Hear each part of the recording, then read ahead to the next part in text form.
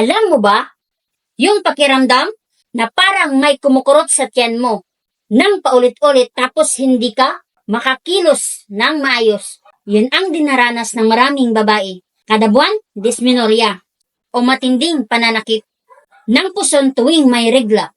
Minsan sobrang sakit na parang hindi ka na makafocus sa trabaho o eskwela.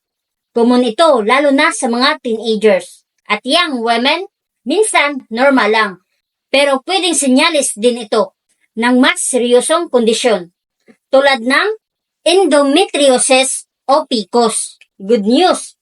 May paraan para maibsan ito. Pwedeng magpainit ng tiyan o minom ng Entra at Nutria Plus. Sabi nga, you don't have to suffer in silence. So kung palagi kang nasasaktan tuwing may dalaw, huwag na itong tiisin. Your health matters. Message or comment down below to order now.